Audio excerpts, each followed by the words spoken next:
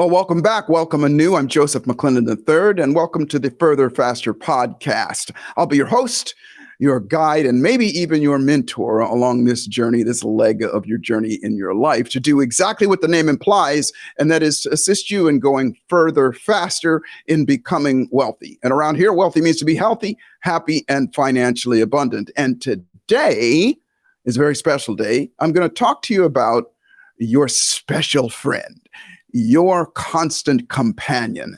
Your constant companion has so much influence on you that it determines the exact way your life is turning out and is going to turn out. Now, if you've been around me at all, you know I'm talking about your thoughts, but today I'm talking about a very specific set of thoughts that you have, and those are the stories that you tell. So grab a pad and paper because you're going to want to take some notes on this, and I'll be right back with the stories of your life.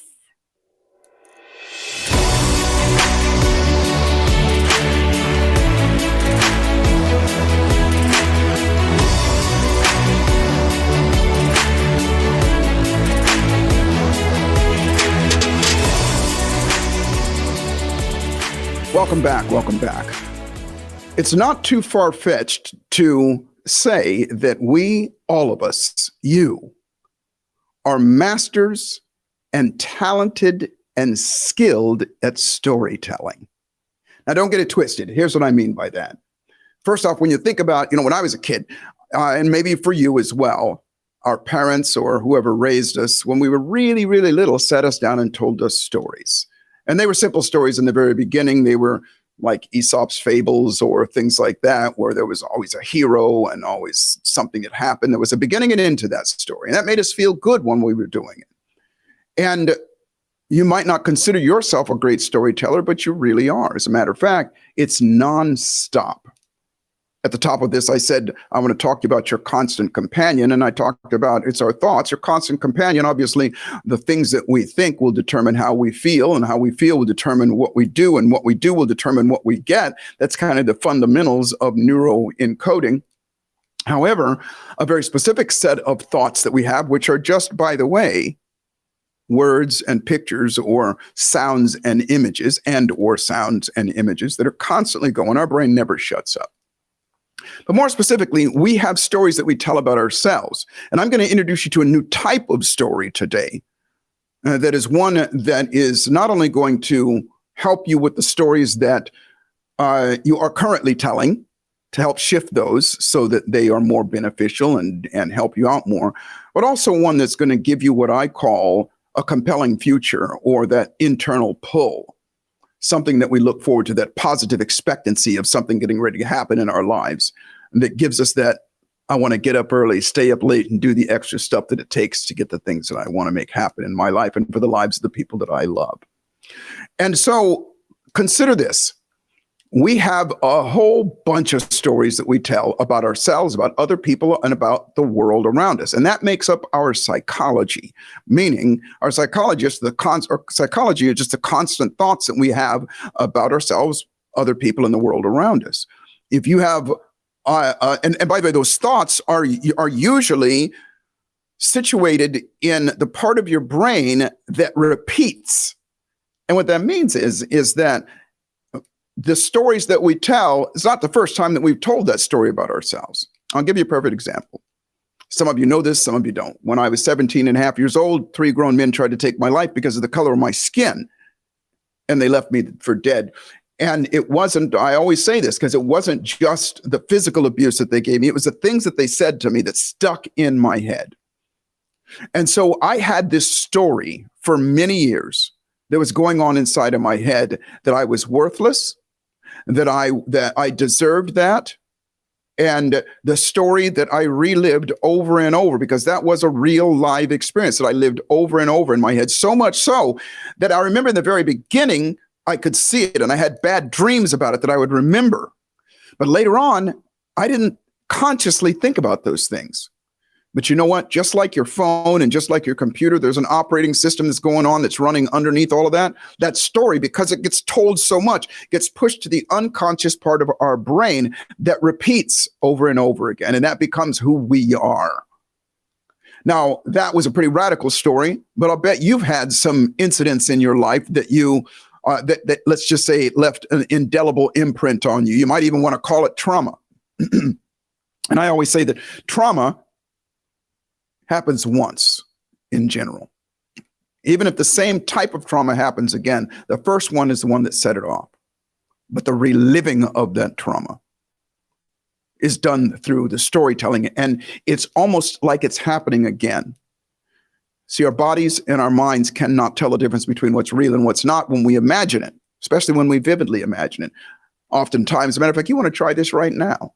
Imagine yourself, you want to close your eyes if you're not driving, and imagine yourself, let's say you're in your living room, and you stand up and you go into the kitchen. You open the refrigerator, and there on the shelf is a big, fat, juicy yellow lemon. Take that lemon out, go to the cutting board and cut it in half. Take half of that lemon and bring it up to your mouth. Bring it up to your nose and smell the fragrance of that lemon. Put that half of the lemon down and bring the other half up. And as you smell it, open your mouth and take a bite out of that lemon. Chew it up. Don't swallow it, but just chew it up and let the juice run under your tongue. And keep on chewing, and take your teeth and rake the meat out of that lemon and crunch the seeds that come along with it. Now, open your eyes. And what's happening inside of your mouth? Well, if you're like most human beings, even me right now as I'm telling this story, my mouth, I'm salivating, and it's probably the same with you. And when I do this live, and I'm not seeing you right now, most of us, if you're seeing me right now, most of us, when I say bite into the lemon, most of us scrunch our faces up and we, like a sour thing, which means there's probably no lemon in the room. I'm certainly not one here, which means that your brain believes that it's real because it imagined it, and it made your body respond by salivating. It made your body respond by grimacing. What does that all mean? It means just like the stories that we tell, an example that I used about myself, or whatever stories you've told about yourself and continue to tell about yourself, have the same effect. It causes you to feel like it's real, just like you felt like the lemon was real. It causes you to respond with your physical body, just like you responded by salivating or scrunching your face up. And those responses can be as many as the grains of sand on the beach. Your response might be when something happens, when you have a repeat of that story that you might not even know that you're telling. You might procrastinate. You might hesitate. You might have a story that you say about yourself that I'm big boned and therefore I can't lose weight. Or, you know what, I'm a loser, therefore I can't make any money. Or you might have the antithesis. You know what, I'm a healthy person. I've always been healthy and I've got good willpower and I eat healthily. You might have the belief that, you know what, money flows to me in oceans and oceans of abundance. And you remember those times that maybe you got a lot of money or you did something, you got up early, you did something. Those are the stories that are dominating your mind. But here's the deal. Those stories, we're not conscious that they're happening all the time. They faded into black. They faded into our unconscious mind, and they become our beliefs. And so you could spend months, years, decades trying to go back and erase all of those stories or remember what all those stories are, or even think about whatever stories that you have about yourself that hinder you. Or you can do what I'm going to tell you to do, which is the shortcut, if you will, which is the what they call it, a hack, if you will, to at the very least mitigate those stories, but at the very most replace them with other stories that serve you. Now, there's a couple different types of stories. There's short stories and there's long stories. Most of us live short stories. And those short stories are when something happens and we're reminded of who we are. We're reminded that it's time to get up. And again, I use things like losing weight or going to the gym or making money just because they're low-hanging fruit, but it's synonymous with everything that we do in life or everything that we want to do. And so when it's time to go to the gym, what the story that you have in the back of your mind is, I'm tired, and I don't have enough energy lately, or I'm this, or I'm that, I this, I that, whatever. Now, that is going to dominate, again, your feelings about going to the gym or eating that healthy food or doing whatever it takes. It's going to dominate that. You know why? Because it's got so many times. And remember what I always say, repetition is the mother of all skill. And most of us have become very, very skilled at telling those stories that do not help us. I left an Instagram post yesterday and I asked the question, and I ask you this question too. What kind of stories have you been telling today? If you've been awake for more than 15 minutes, you're telling stories. Were they stories that empower you, edify you, make you proud? Were there stories and memories of things that you did, that you accomplished, that you succeeded at, adventures that you had? Were there stories of possibility of what's getting ready to come up? Were they stories of your glory days? Were there stories of what you're excited about doing? Were they stories of what you're capable of doing? Or were they the antithesis? Were they stories that denigrate you? Are they stories that cause you to feel bad and remember some of the things that you regretted, or things that you resented, or things that you were ashamed of, embarrassed of, or things that happened in your past? Well, like I said before, you can sit down and you can think about all those things, and you can go. And it's a question I want you to ask, because here's the way to get to what kind of stories that you've been telling, how you're feeling right now. Are you feeling empowered? Are you feeling great? Are you feeling, that anything is possible? I'm ready to go. I'm excited. Or are you feeling like another day? Are you feeling like, whatever time of day it is? Whatever mood, whatever feeling, whatever you're going through in that moment, I guarantee you is directly tied to whatever stories that preceded you, even sometimes just minutes ago, consciously or unconsciously. Now, having said that, that's one type of story. Remember, there's short stories that pop up and go, that's this, and this, and this. Or if you're like me, I've had times where I get caught in a rabbit hole. I go down a rabbit hole of telling and remembering this story of what happened to me and something that happened yesterday. And here, how about this? Have you ever had those times where you had an argument or a conversation with somebody, and it wasn't a great conversation, and you came away feeling hurt, or you came away feeling resentful, or you came away feeling like you could have gone better, but you keep telling that story over and over again in your head about, here's what I would have said, and you relive that over and over again? Well, here's the deal. You can't change what happened. You can only change you can only do something about it going forward.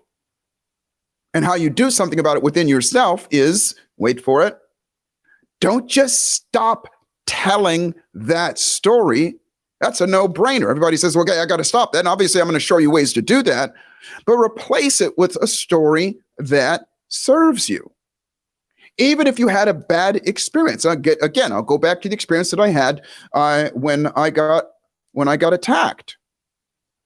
Even though this is going to sound trite, the truth of the matter is when I learned to not just stop telling that story, but start telling another story. And the other story in the very beginning was something like this. Yes, that happened. That's the truth that happened. And, not but, and I not only survived, but I'm a stronger person for that. And I'm wiser for that. And I'm wiser because I know that even the things that they said to me are not true. I've got a lifetime of successes. I've got a lifetime of things that I've done. And I've got a lifetime in front of me of things that I'm going to do, that I can do, that I want to do, that I want to bring in my life. And I would literally sit down and tell myself those types of stories. And I remember thinking that, okay, but that really did happen. And it would kind of come back to me at times. And in those times, you got to learn the habit of snapping out of it. And so what would happen is during that, I would literally do that, because here's the beauty that I want you to know. Without question, one of the greatest attributes or advantages of being a human being is the ability to change what we think. Said differently in this case, to change the stories that we tell. The ability to shift our focus, shift the images that we're making in our minds, shift the pictures, the motion pictures, the sounds, everything in our minds. And it is that simple that you can do it. And so when we realize that, wait a minute, I'm in control here. And by the way, most people don't realize that till later on in life. So spoiler alert, this is your time right now to recognize that is your superpower, if you will. Your God-given right to use that brain and direct it in the way that is going to serve you, and serve, at the risk of sounding too noble, serve all of mankind. Because the better you, the better other people around you. You know, my saying is always that those of us that dare to dream while the rest of the world is having a nightmare, we're not only going to create the abundance and prosper in the ways that we want for our own lives and become wealthy, healthy, happy, and financially abundant, but on another note, we're also going to be shining examples for others to use as an example of what is possible. And so by you doing better, by you being better, by you creating more, and you being that example, you're inspiring other people. Because I promise you, in your life, all that you've accomplished thus far, you didn't do it in a vacuum. You didn't do it on alone. Matter of fact, even all the way down to walking and talking and all the basic things that you did as a child, you did them because you saw somebody else doing it and you were inspired on some level that I can do that as well. And so that has not changed with you. That has not changed with all of mankind, except for the conversations that we have get in the way. I can't do this. There's something wrong with me. I've never been able to do this before. When nothing could be further from the truth. And that you can, you always have, and here's the best part, you always will. And so I'm going to share with you something, and then we're going to take a break here shortly. And when I come back, I'm going to tell you a better kind of story to tell, a whole new thing for you, and that is not only going to create that internal drive, that internal pull, but it's also going to set you up for the future. But first, before we do, I want to share with you how to shift the stories that you're telling now without having to go back and think of all of the stories that you are telling about yourself that do not assist you. Without having to go back and go, well, why am I this? Why am I that? You are this, you are that because of the thoughts that you've been thinking. And obviously, in this case, it's the stories that we've been telling. Instead, here's the key. And I told you to take some notes or get a pad and paper, so I want you to write this down. Here's the formula. And if you've been around me at all, you know this is the standard formula that runs through all of neuroencoding. And neuroencoding, by the way, in case you don't know, is the skill or the ability to be able to program yourself and others, should you choose to, and should they choose to allow you, program yourself and others to automatically default to your best behavior. What does that mean? That means when something shows up that knocks you off track, that knocks you off balance, if you will, a hardship or a challenge or something happens that is, let's just say, unfortunate. Instead of dwelling in it and wallowing in it and letting it affect you for over and over for X amount, for a longer period of time, you snap out of it and replace it with something that serves you. And so here's the formula. Number one, feel bad on purpose. I'll explain to you what that means here in a second. Number two, interrupt that pattern or that thought. I'll explain to you in a second. Number three, feel good on purpose. And number four, celebrate. And I'm going to go through this very, very quickly, and we're going to take a short break, and I'll be right back. And that is this. Instead of waiting, instead of going, why am I this? Why am I that? Just feel bad on purpose. Just feel bad. In other words, think of something like in my case, when I would think about those guys attacking me, I would feel bad on purpose. And then number two, I'd just stand up and shake myself out. Sometimes if you're watching me right now, you can just go like this. If you catch yourself feeling bad, or you cause yourself to feel bad just for a moment, do not dwell in it. Shake yourself out for a second, because you create a vacuum in your mind. It's called a pattern interrupt. It's a scotoma in your mind. And that vacuum wants to be filled with something. And in that moment, all you got to do is smile. I know this sounds ridiculously simple, but I want everybody to get this, because that smile is mechanical. Remember what I said, that your brain cannot tell the difference between what's real and what's not when you vividly imagine it. When you smile, your brain has to go, well, what am I smiling about? What am I happy about? And it releases dopamine. And the dopamine tells your system, hey, wait a minute, do this again. This feels good. And it goes right into that vacuum. And it replaces that bad feeling. And the last thing is you got to celebrate. You got to praise yourself, because praise is the father of skill, if you will. They say repetition is the mother of all skill. Well, praise is the father. Praise is what your body goes, okay, where did that dopamine come from? Oh, it came from because I took myself deliberately out of feeling bad. And the story that was backing this up, and I made myself feel good. And so guess what it does? It goes, I'm going to do it again. And so you automatically start to program yourself to do that. You do that over and over again. Pretty soon you cannot feel that. Now, isn't that a quicker way than going back and looking at the old stories that you have? The answer is absolutely yes. And so the object or the outcome in this whole process is to figure out, number one, what is a better story for you to tell? What is a better example that you could describe of yourself, from your identity to whatever that you could describe of yourself, to put in that place? Now, obviously, a smile is going to get you, it's going to get that dopamine release. You're going to feel differently in that moment. And what happens after that is critical to the programming part, because it's going to be repetition. So we're going to take a short break here, and I'm going to be right back, and I'm going to tell you a different type of story, and that is going to, like I said, enhance how you feel in the moment and in an ongoing way, but also give you that internal pull, to give you that carrot on the stick, if you will, to give you that compelling future. And so I'll be right back in just a few moments, and I'm going to tell you about a saga, ladies and gentlemen. I'll be right back.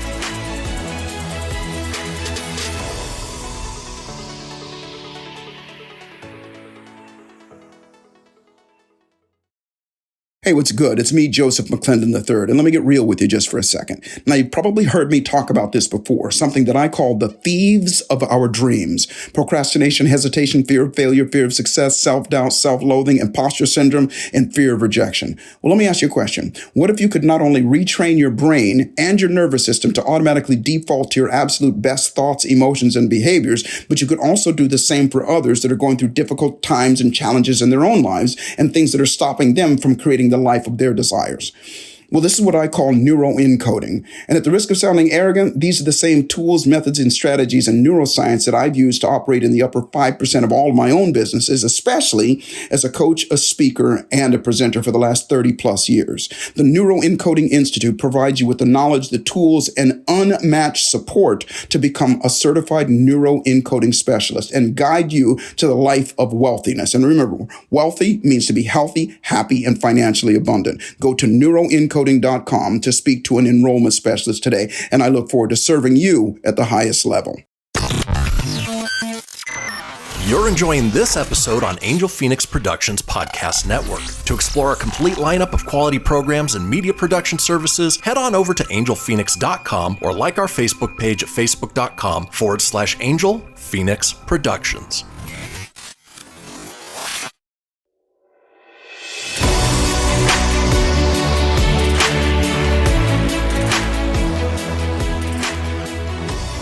Well, welcome back. So what is this new type of story, and why should I be telling this?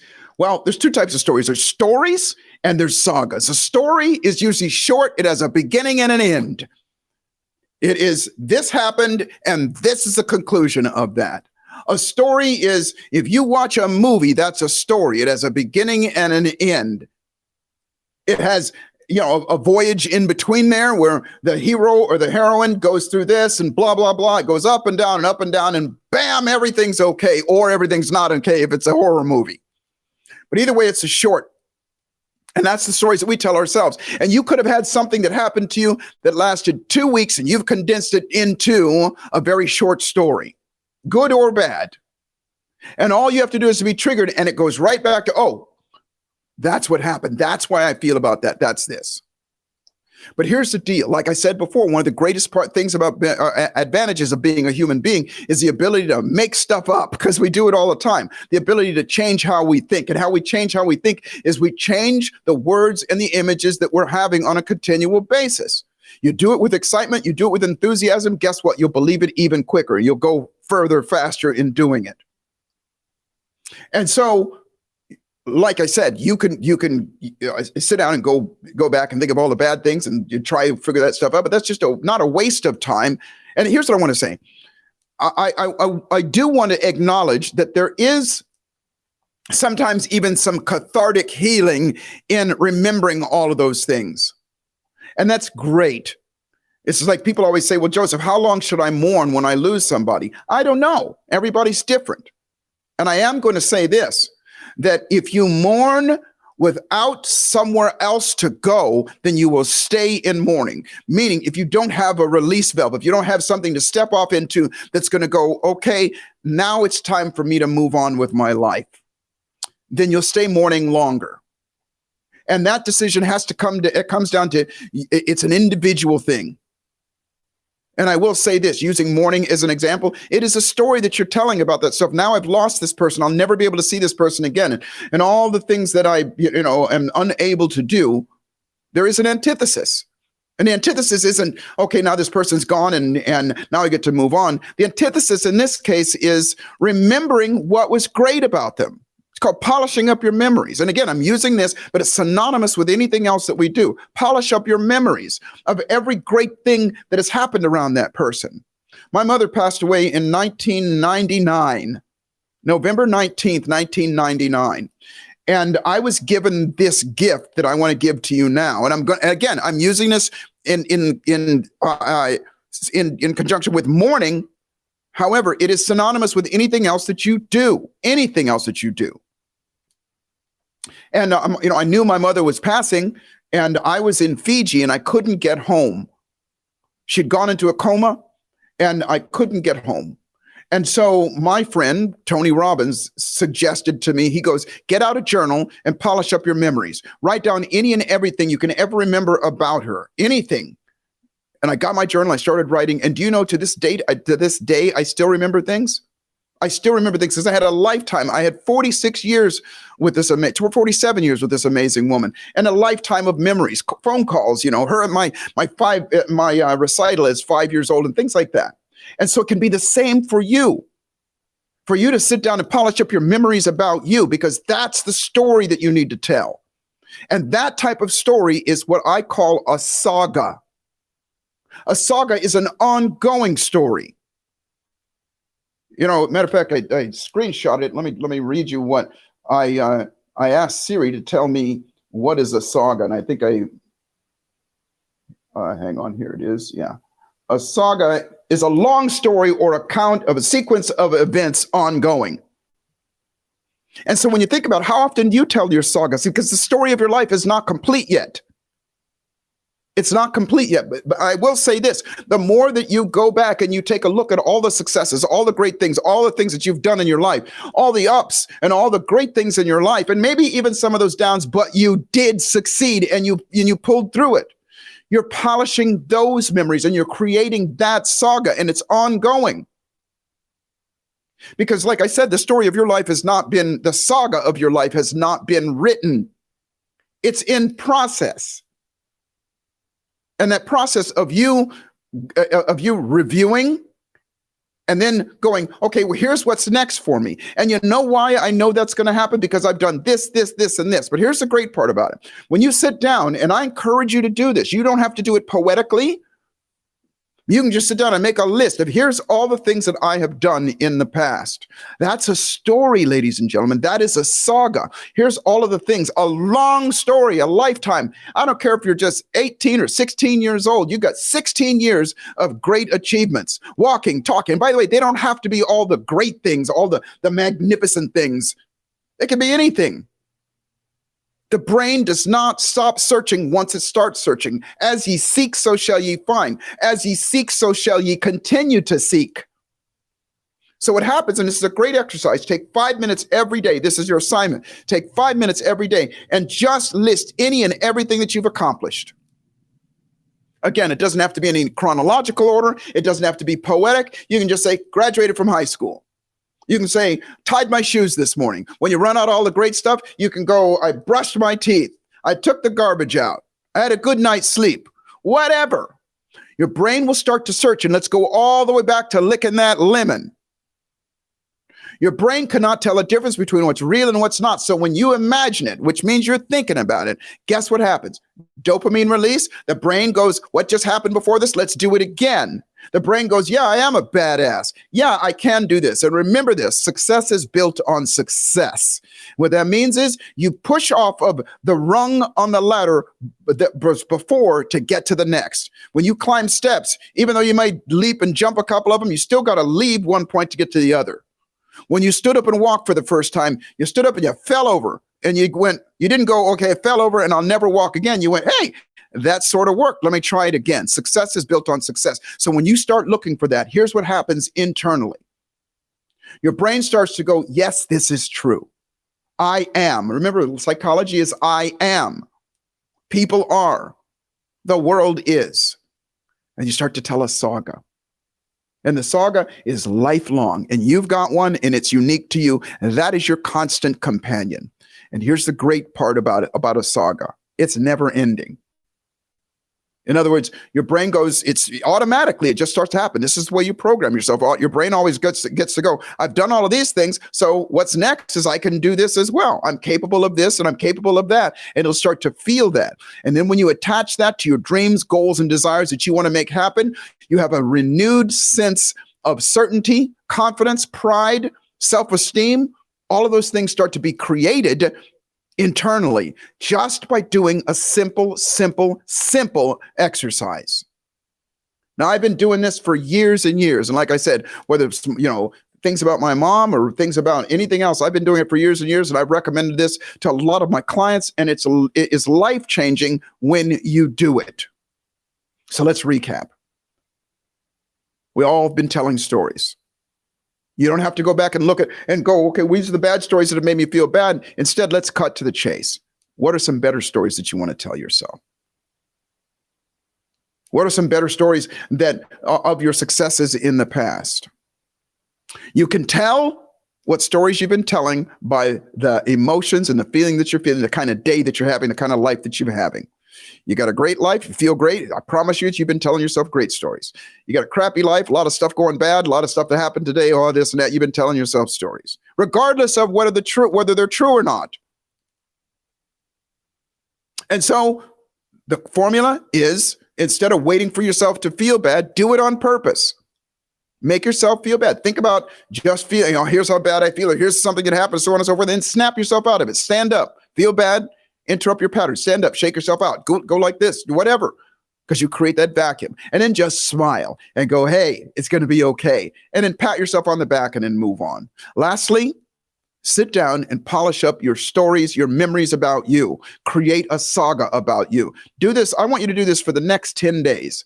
I'm not asking much, 5 minutes a day. And I promise you, within just a few days, you're going to start to notice something different about you, how you're feeling, how you're thinking, your level of optimism. And remember, around here, optimism doesn't mean that I'm saying every cloud has a silver lining and everything's great. I'm saying you have more options. And you have those options that are on that page that you wrote there.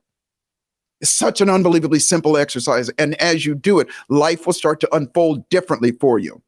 Lastly, I'm going to say this. First off, thank you so much for the gift of your time, the gift of your trust, the gift of your energy and your attention. And then lastly, I'm going to say that life is always exactly what you dare to make it. And fortune, whatever you consider fortune to be, fortune favors the bold. And so the trick to life is to always boldly step up and dare to make your life magnificent. I look forward to serving you, and I'll see you at the top.